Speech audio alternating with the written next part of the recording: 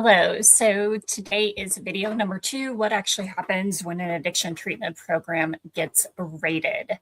So imagine showing up to work one morning and there are federal agents that are in the parking lot. This would include the IRS, the DEA, the FBI, sometimes all three at once. So I'm going to tell you exactly what happens and, more importantly, why it happens. I'm Dr. Angela McMahon, and I've spent over a decade licensing and accrediting addiction treatment programs nationally, mostly in Southern California. However, I have done nearly 100 across the nation. I've seen programs that are built right. I've also seen what happens when they are built wrong. So I have about 5 points that I'm going to discuss here with you today, and I will put this disclaimer out here that I know actual programs that this has happened to. It is not an easy thing to navigate for anyone. I feel especially sorry for the staff that are there when this happens, the innocent staff. I also feel incredibly horrible for the clients, the residents, patients that are there. It is just extremely stressful, and their families. With that being said, point number 1, who actually raids the treatment programs? So this typically includes the IRS criminal investigation. So that would be things like financial fraud, tax evasion, money laundering. The next agency is probably the DEA, which I have seen. Controlled substance violations, prescription fraud. Next includes the FBI. So that's healthcare fraud, wire fraud, IRS violations. In my other video, I spoke more about IRS. It stands for Eliminating Kickbacks and Recovery Act, which was a federal law that was implemented in about 2018 to help kind of manage some of these issues that are going on. The kickbacks, paying to get clients into the program. So rather than the incentive being it's a quality program, let's go there strictly based off that, there's a financial incentive. So you can see how that could get mucky if that's what's happening. So then HHS/OIG, which includes Medicaid, Medicare, Medi-Cal type of fraud. So the state agencies that also would be included in this could include the State Licensing Board and State of California's Department of Healthcare Services, Medi-Cal investigators, multiple agencies simultaneously, they coordinate.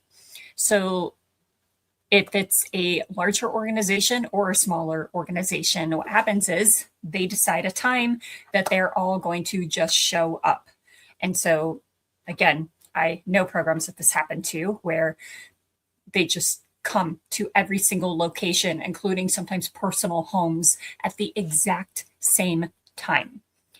Little scary, catches people very off guard. I know about staff members that have just cried and sobbed and not understood why this is happening. And it shouldn't be happening. Some programs will say that they did nothing wrong. Some are still trying to determine if that is the case because they're in court currently. And it's just a really sad situation. Anyway, but I think, like, why would all these agencies come if there's nothing going on that's fraudulent? I mean, it just seems really outlandish to me. It makes more sense to me that it's worthy of the investigation because they found illegal activity. However, again, innocent until proven guilty in many cases. Well, in every case, actually. But so here we go. Point number 2. What triggers a raid?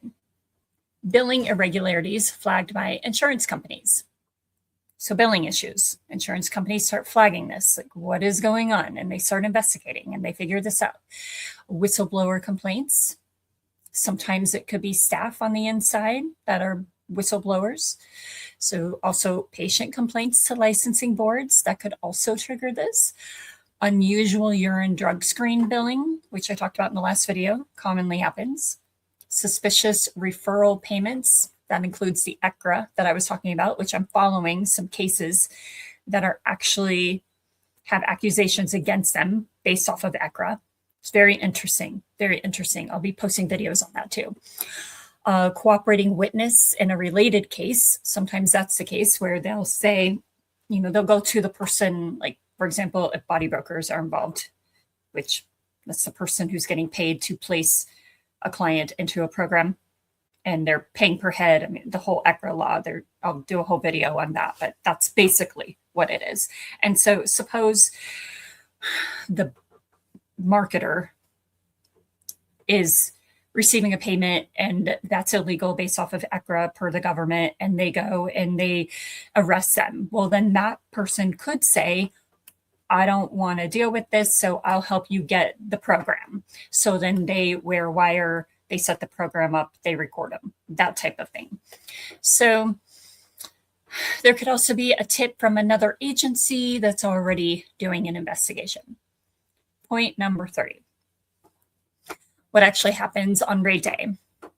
Again, the agents come unannounced, usually early in the morning. And that's what I've heard of in the cases that I know that I happen to.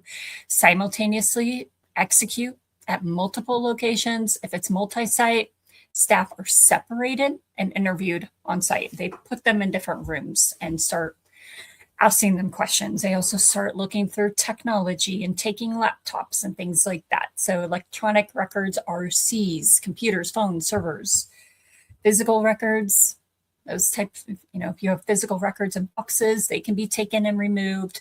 Programs may continue to operate, or sometimes they're shut down immediately. And I know situations where that's happened both ways. So then the clients, they need to be displaced with no notice if the program is getting immediately shut down. Point number 4, what happens to the clients, so the patients? This is an issue that doesn't really get enough conversation around it.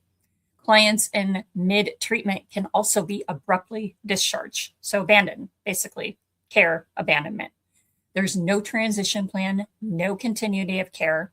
Insurance authorizations stop immediately, and clients have nowhere to go in some cases. It's a safety crisis for them that gets zero media attention, from what I can tell. I've been doing a lot of research on this. That's the whole reason why I've been making these videos, is because I'm not seeing enough attention brought on this issue. And it seems like sometimes I find little pieces that are out there on the community level, like a program got in trouble with the government, and so then there's a piece on it. So someone writes a piece on what's happening, but then there's not really any follow-up. But then it happens again in another state or another city, another county, and they're not doing coverage on the systemic issue. And so what I'm trying to do is bring them all together. That way this can be a one-stop shop where families can see the patterns here and learn how to protect themselves. So point number 5, what happens after? So an indictment does not mean immediate closure. Programs sometimes continue to operate for months or years while being under investigation. And I will cover this in many, many more videos because this actually happens a lot. So owners can be charged federally, IRS, wire fraud, money laundering, but it doesn't necessarily mean that they will be convicted. Again, sometimes if they're able to help the government out to hold someone else accountable and the government is interested in that, then they may have no consequences or minor consequences, or whatever the deal is that they work out. But it is very common for the programs to continue to operate. Doesn't really help their reputation, that's for sure, especially larger facilities. Smaller ones might be a little bit easier, but larger ones. So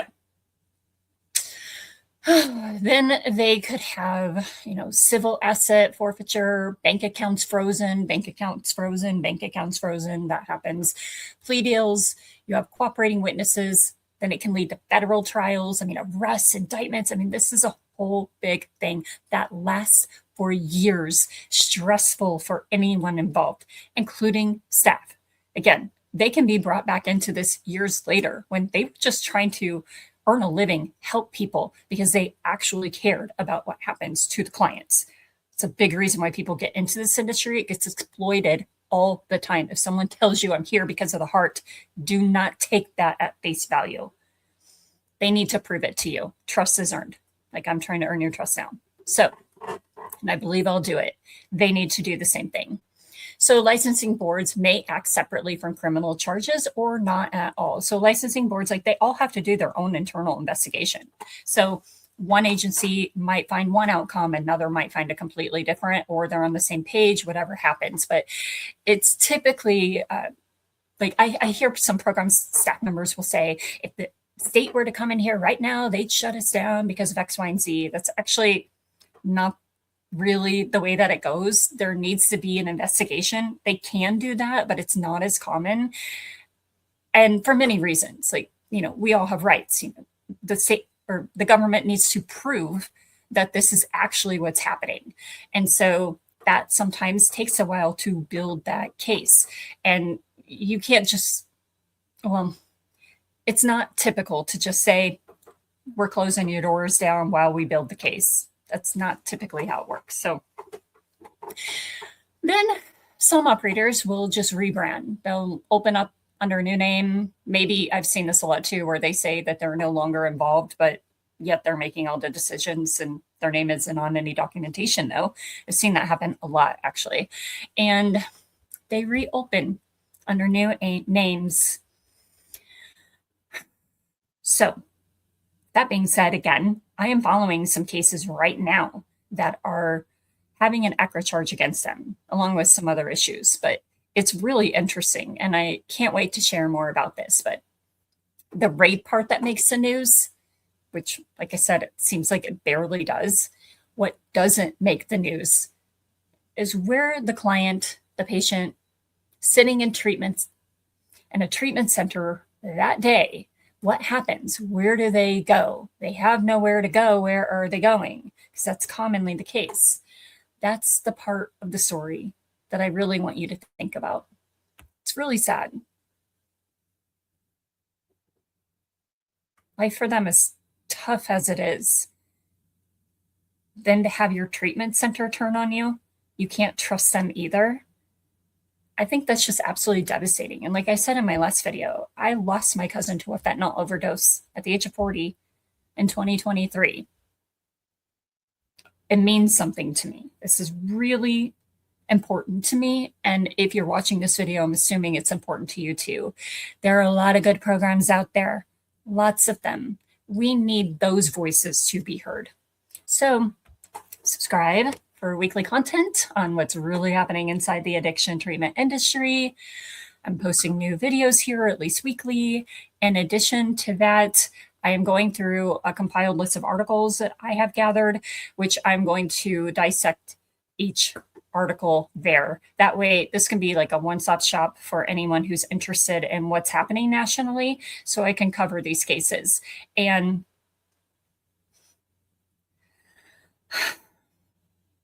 like I said, there are good programs too. My job is really specializing in compliance, and I will do videos on that too, because those deserve to be heard as well. How to do things the right way. And also, because this is such a big issue in this industry, what to look out for so that you can protect yourself. Thank you so much for watching.